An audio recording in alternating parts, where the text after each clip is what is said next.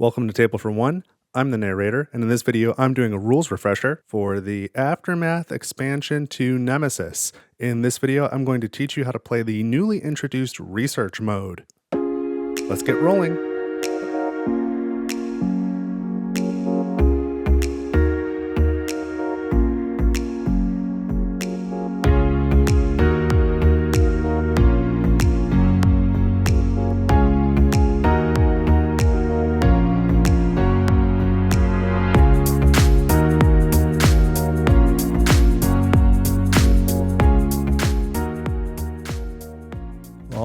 So I am set up to show you how to play Research Mode for Nemesis. This is one of the new gameplay modes introduced in the Nemesis Aftermath expansion.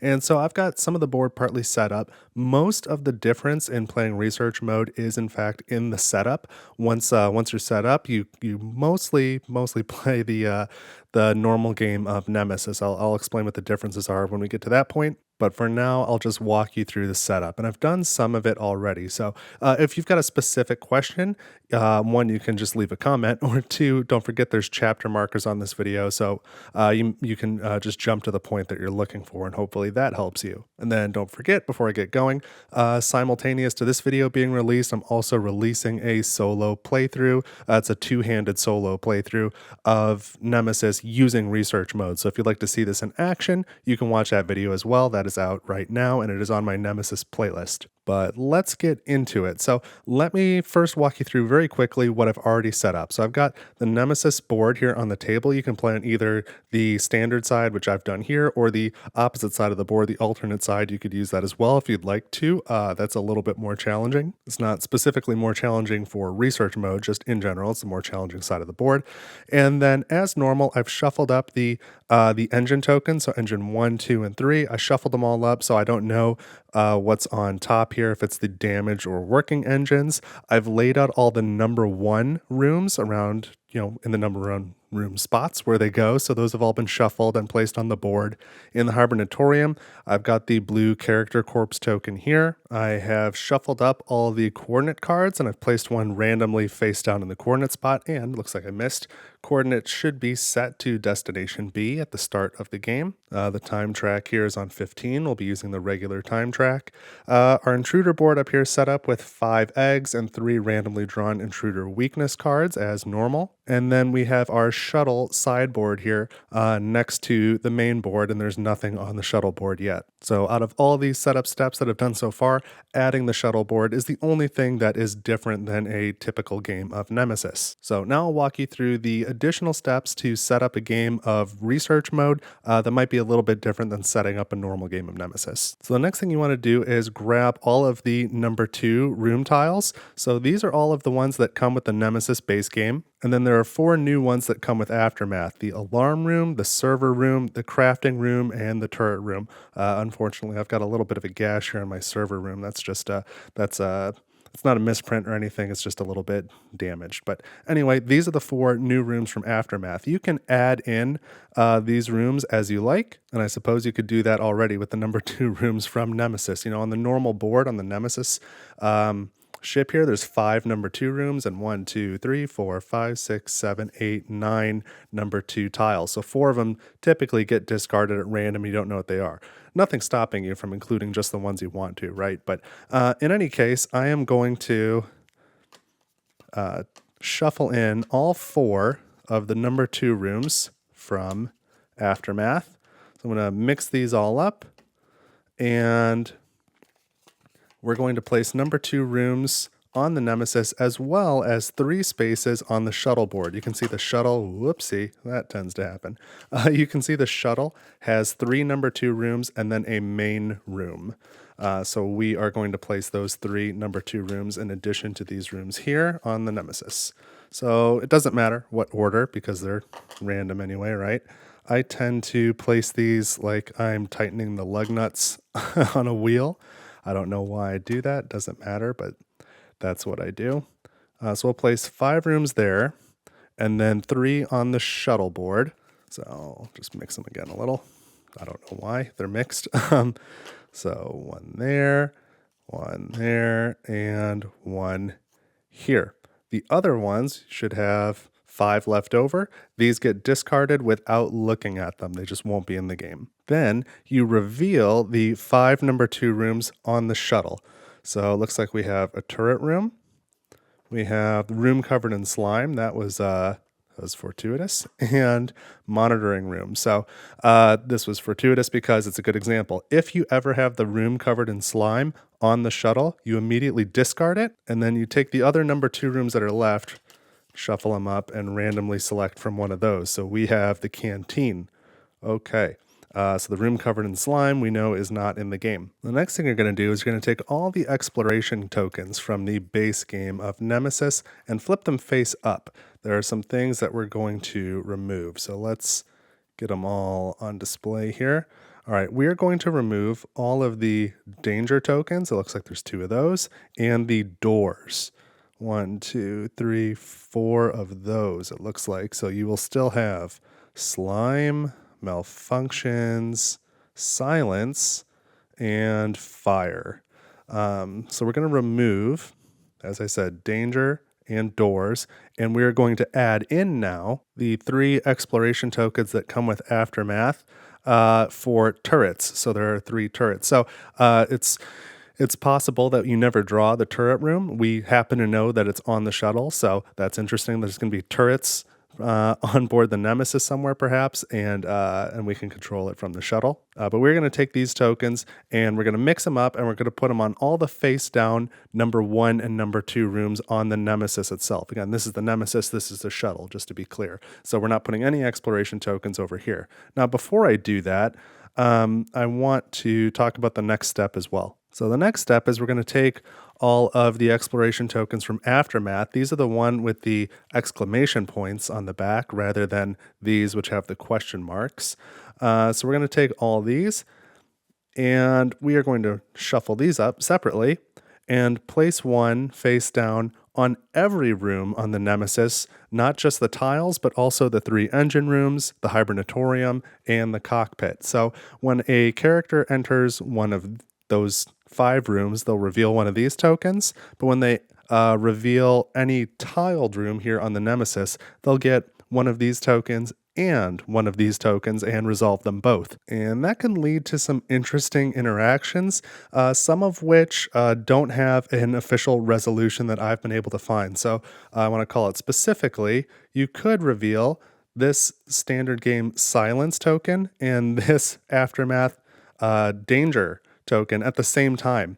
And then the question is, well, how in the world do you resolve that? So they seem to have avoided the problem of revealing a door token from Nemesis and a lockdown token from Aftermath.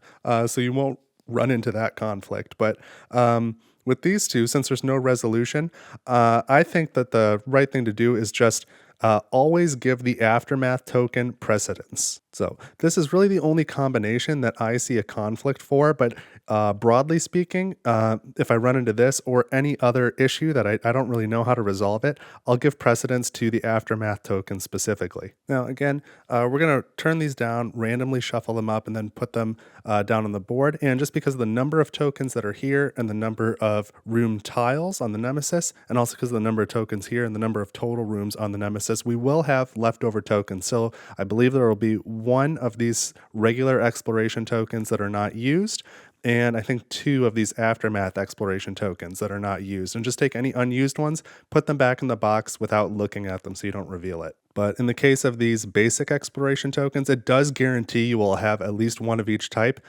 including you will have at least 2 turrets somewhere here on the board, so you can expect to interact with those. So I'm going to shuffle these up now, get them placed, and then we'll keep going.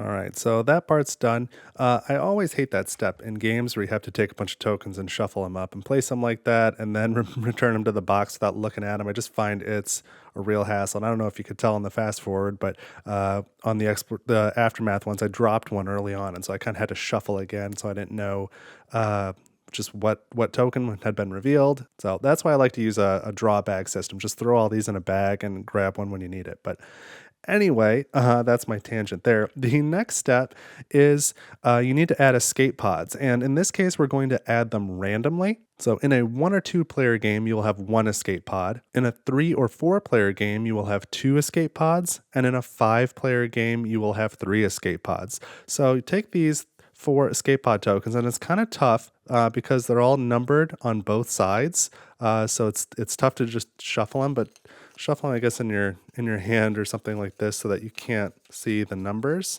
And I'm going to play. I'm setting up. I'm going to play a solo game, but I think I said this maybe a two-handed solo. So I'm treating it as a 2-player game. In either case, true solo or 2-player, I need 1 escape pod, so it's going to be number 3.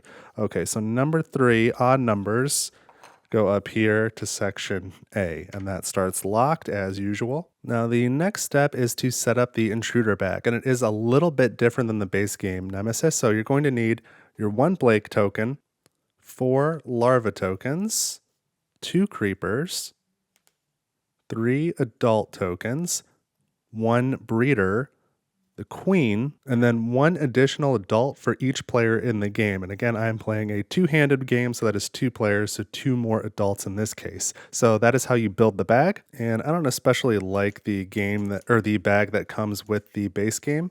I find it's just too small for all these tokens. So I'm going to be using this Brain Bucket Games microfiber bag. It's just a little bit bigger. It's got the Brain Bucket logo on it. So mix that up a little bit. Okay, so that is now ready for play. The next thing you're going to do is set up the event deck. So you need to grab the event deck from the base Nemesis game, and you want to pull out some specific events. So you're going to want to grab Lurking, Short Circuit, Scent of Prey, Damage, Life Support Failure, and Eclosion, and then 2 more I need to call out. You want Damaging Fire. Don't accidentally confuse that with Consuming Fire. We don't want that. And then find the Hunt event, and you want the Hunt event with the number 3 movement on it, not the Hunt event with the number 2 movement on it. So don't confuse those two. So these are the events you need from the base game event deck. All of the other events can be removed from the game, and you're going to take these and you are going to shuffle them into the event deck that comes with Aftermath. So the backs of these look identical, so you won't know what event that you're getting, but do note that the text box on all the base game ones is blue, and the text box in all the Aftermath ones is sort of a goldish, orangish color. So that'll help you separate them out again after you're done playing research mode, so you can put these components back in the correct boxes. So take all of these events that we just highlighted, and you're going to shuffle them into this deck, and that is going to be your event deck for the game. So after it's shuffled, set it, wherever you're storing your cards. I'm going to put mine off to the side. But wherever you're storing your cards, go ahead and set up, your item decks, your intruder attack deck, serious wounds, contamination cards, all that stuff. Just set those up as you normally would. And then along with those, you're also going to include the alert deck from Nemesis Aftermath. So we did use these in epilogue mode if you happen to watch that video. But these are going to be used a little bit differently this time. And then do note, each of these has a player count on it. So the player count only goes down to 2+. So even though even though the instructions for the setup said that you use 1 escape pod for 1 to 2 players, there are no alerts that say 1+ players. So in that case, I would probably go ahead and use just the 2+ ones, but it is going to be more challenging. So there's 4 of those. Separate these out for your player count, shuffle whatever's left, and then that is how you set up your alert deck. And then the last thing you need to do to set up is to select your characters. So you can do that in whatever manner you want. You can use a draft method, or you can just pick. It doesn't really matter, but set them up however you're going to set them up. If you want to be, to the letter of the law, then as far as the rule book goes, then you're gonna randomize and draft. But once you've done that, you can give each player all of their necessary player components and character components. And according to the directions, that includes 1 personal objective and 1 corporate objective. Of course, these are coming from the base game. Again, you would separate these out by number of players. I am going to be playing this fully co-op, which it doesn't explicitly say is supported in research mode, but it doesn't seem to be not supported either. So I'm going to be using the solo co-op deck in my playthrough. And finally, once everyone's selected their character and gotten all that set up, take your character minis, and all of the characters start in the main room here on the shuttle. And so that is it for the setup. Now let me tell you what you need to know for gameplay. So largely everything is going to be the same, but you are starting in the main room on the shuttle. Again, that is the name of this room, is the main room, rather than the hibernatorium. And so for all game effects, the shuttle and the Nemesis are considered to be a single ship. The shuttle is docked with the Nemesis, so just consider them to be one ship. And when you are in the main room, you can traverse through this technical corridors into any room on the Nemesis with a technical corridors. Now, if you are using the alternate side of the board, there are two sets of technical corridors. There are no blue technical corridors on the shuttle, so just assume that the main room is connected to all technical corridor rooms, red or blue. Now, when you enter a room for the first time, do all the things you would normally do, including revealing the room and revealing the exploration token, but also revealing the aftermath exploration token. And in the event of a discrepancy, I would say give the aftermath token precedence. Now, I probably should have talked about the aftermath tokens briefly before I set them all up, so I will give you a brief description of that here. Okay, here are the Aftermath Exploration tokens. Let me talk about the effects on these real quick. I should not have assumed we knew what they were. So this first one is really replacing doors. This is called a lockdown token, and so that does not surprise me that they later had a game called Lockdown. But when you see this, it's basically the opposite of the original doors token. So normally in Nemesis, if you reveal an exploration token with a door on it, you close the door in the corridor that you just moved through. In this case, if you reveal the lockdown token, you close all the doors except the corridor you just moved through. And in the event that you reveal this token when entering a room via the technical corridors, you close all the doors to that room. So that is the lockdown token. The next one is just danger. This resolves the same way as any other danger. The next one is an egg. If you reveal this token, add an egg to an intruder egg to the room that you are in. And I would take this from the supply, not from the nest, because the intent is not to weaken the eggs in the nest. There's more eggs around. So grab one from the supply, put it in the room you're in. Remember, it is a heavy object. The next one is the slime marker. When you reveal this one, this is the only one that when you reveal it, you leave it on the map. So you just leave it face up in the room that you found it in. So if you reveal this, get slimed if you're not slimed already, and then you leave it there. Every time a character enters that room, they gain slime. So that is a persistent one. The next one is the larva symbol. So when you draw this one, place a larva miniature in the room, and it does not trigger an encounter, and you do not perform a noise roll. So that one's a little bit different. Fire token works the same as any other fire token. The room is on fire. And then these last two are going to have you adding tokens to the room as well. If you reveal this, add an intruder carcass to the room. And if you reveal this, add a character corpse to the room. So those are the 8 new tokens for Aftermath Exploration. And now let's get back on how to move through the technical corridors. Okay, so with that out of the way, quick reminder, you're starting in the main room, and you can move from the main room out of this technical corridor, and you can enter any room on the Nemesis that has a technical corridor entrance as well. Likewise, when you are on the Nemesis, if you are in a room with a technical corridors, you can move through the technical corridors and enter any of these 3 number 2 rooms on the shuttle. So you'll notice these technical corridors have arrows pointing in. So you can go back and forth between the shuttle and the Nemesis from the main room to the Nemesis, any room with a technical corridor, and then from the Nemesis, any room with a technical corridor to any of the number 2 rooms on the shuttle. Now, when you are playing, the player phase is largely going to be the same, but the event phase has a couple of differences. So the first thing is, somewhere on this board there are going to be turrets. We know that that is the case. I have a separate video just on how turrets work, but don't forget that the turrets activate at the same time as the fire damage step in the event phase. They're kind of simultaneous but separate events. After the fire damage step in the event phase, you're going to draw an event card, and you may happen to draw draw one that has this research symbol on it. Or I'm sorry, alert symbol, the alert symbol on it. Now, that resolves in a particular way if you are playing epilogue mode. Just as a reminder, if you're playing epilogue mode, when you see that, then you perform a noise roll. That is not the case here in research mode. If you are playing research mode and you reveal an event with an alert symbol and you do not already have an alert, then you draw the next alert card from your alert deck, and this is now active.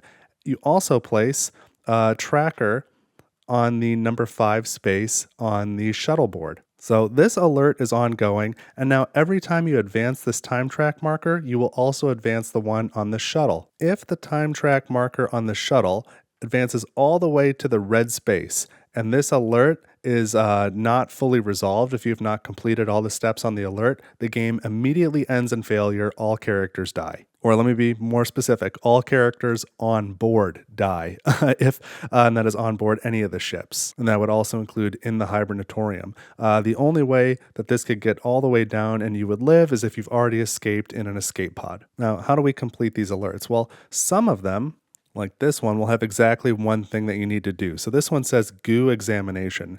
Perform the activation action in the laboratory containing a character with a slime marker. So whenever these cards talk about an activation action, that's just a new basic action that you can take, and it's always a cost of 1 card. And to take that basic action, you just have to meet the criteria on the card. So what this card is saying is you need to be in the laboratory, and the laboratory needs to have a character with a slime marker. And if you meet that criteria, you can take the activation action, pay 1 card, and then you have completed goo examination, this particular alert. Now, once it's complete, I would recommend just flipping it upside down as a reminder that it's complete. And when this gets to the red space, you check, is it complete? If yes, then you can discard the card and continue playing and just remove this time track marker. Otherwise, as I stated, if you get all the way down to the red space and it's incomplete, then all characters on board immediately die and the game is over.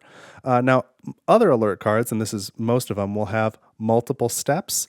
So this one has 2 steps on it. They must be completed in order. So after you complete the first step, I would suggest placing some sort of tracker on it so that you know the first step is done, and then you can proceed to the second step. So in this particular case, this is decontamination procedure. So the first step is perform an activation action in the emergency room. So all you have to do is find the emergency room and be in it, and then you can take this action for 1 card and then mark it as that is complete. After that is done, then you use the fire control room action on the nest. So to do that, you must have revealed the nest and the fire control room. The fire control room has to be working, and you have to get there and use its room action on the nest. And once that is done, then you have completed this decontamination procedure alert card. Now, I should also mention that some alert cards instruct you to place a sample in a specific room or more than 1 sample. If that's the case, the rulebook recommends using some spare tokens from your Untold Stories number 1 if you have that. But I realize some people have probably purchased Aftermath on the aftermarket and do not have Untold Stories. So if that's the case, just use red damage cubes on the map or use extra clear status tokens or just whatever other tokens you have around, that's fine. But samples are just generic things that could be placed and picked up and moved around. And it should be noted that all samples are considered a heavy object, so will cost 1 card to pick them up and they must be carried in your character's hand. Now again, if you reveal an event and it has this alert icon and you already have this time track moving, then do not draw another alert. You just continue with the one that's already ongoing. Now, this can be a little bit dangerous because if the game ends and there is an ongoing alert, if the game ends for any reason, like all characters leave the board, or if this time track gets all the way down, if there is an ongoing alert, you check to see if that alert is completed. And again, if it is not completed, then all characters on board die. This is dangerous because if you have no alert and you're here at the end of the game and you reveal an event with an alert, you still need to draw one. So you can get one like very close to the end and not have your full 5 turns to try and resolve it. So that can be very tricky. So be aware of that. So we can put these away now. And the last thing to be aware of is that in the event phase, the bag development step happens as normal. And I only point that out because that is not the case if you are playing epilogue mode, which is totally separate than this. But I did a video on that a couple weeks ago. If you watched that, you may remember that in epilogue mode, there is no bag development step. That is not the case here in research mode. Research mode, bag development happens just like in base game Nemesis. And then at the end of the game, success or failure is determined again following base game Nemesis rules. So again, unlike epilogue mode, you do not need to reveal all of these aftermath exploration tokens. That is not stated anywhere in the research mode instructions. So you'll have stuff unrevealed at the end of the game, and that's fine. Just resolve the end game check and the victory check the normal way you would for a base game of Nemesis. So that is everything you need to know to play research mode. I hope you found that helpful. Again, most of the difference is in setup with just a couple nuances in how you play. But if you have any questions about anything I said, make sure to let me know in the comments. I'd be happy to help you out down there. And then again, if you'd like to see this in action, I'm releasing at the same time a full playthrough of Nemesis Aftermath with research mode. I'm playing two-handed, so check that out as well. If this was useful, please consider leaving a like or sharing this video with somebody else who might find it helpful. And if you don't want to miss more Nemesis content, please consider subscribing to the channel if you have not done so yet.